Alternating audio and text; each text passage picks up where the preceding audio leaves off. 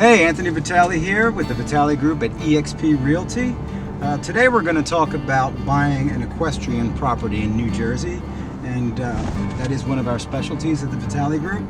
Now, what most people think of when they think of a horse property in New Jersey is something like this, which is beautiful. Some rolling hills, big fancy house, big huge barn in the back, acres and acres that go on forever. Well, we do sell houses like that quite a bit. But there are other ways that you can buy smaller properties if you don't want all that upkeep, or maybe it's just not in your budget. We're going to go back to my farm in a minute, and I'm going to give you some tips and show you how you can do it on a smaller scale. So here we are at my farm, and you can see it's a little, it's just basically a glorified run-in shed. These doors do close, so if we want to keep the horses in, but horses are happy to be outside anyway, so we keep the doors open most of the time. And it's just basically a giant kind of lean-to run-in shed. Put that on any property. In most towns it's about an acre per horse, so if you have 3 acres, usually with the house and everything, you really only want 1 or 2 horses. But you can see here they've got kind of the run of the land here. There's a gate open there. They can run along here. They're pretty much outside as much as they want to be, which is really what makes a horse happy. So another aspect of your horse property is to have some nice grazing area. Like I said, about an acre per horse is good. This grass here is not necessarily the most nutrient dense, and so I supplement their grazing with good quality hay. There's a great berm up there, which is great for a cross breeze.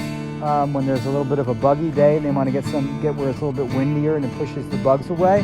Of course, access to water is always good. We have a local pump nearby where I can fill up the tubs, and you could actually even dig your own personal small pond for the horses if you wanted to, and have it graded so they can kind of go right into the property, into the pond without too deep of a bank or anything like that. Okay, so some things to consider when you're buying a horse property is, for one, is like, what are you going to do with your horse? If it's going to be trail riding, which is what I like to do, it's kind of nice to have an area where there are trails near the property, so you can kind of ride right off the property and then just do your thing, so you don't have to trailer. There are other disciplines you can do. In my local community, we had different types of races, and that's kind of fun. But really, your realtor should know, and of course I do, in each area, in each town, what's kind of in that area. So does that area have a long trail system like we do here in my hometown? Or maybe you have 2 trailers somewhere. And there are other things that you're going to want to make sure that the property isn't totally soaking wet, so the horses aren't sitting in mud most of the year. You want to have kind of a nice cross breeze, so there's not bugs everywhere as well. Of course, in the springtime you're going to have mud and bugs, and in the winter it's going to be cold and ice, and that's part of living in New Jersey with horses. So, if you're interested in a horse property, reach out to me and I'll be happy to give you a hand. All right? Thank you. Have a great day, and God bless.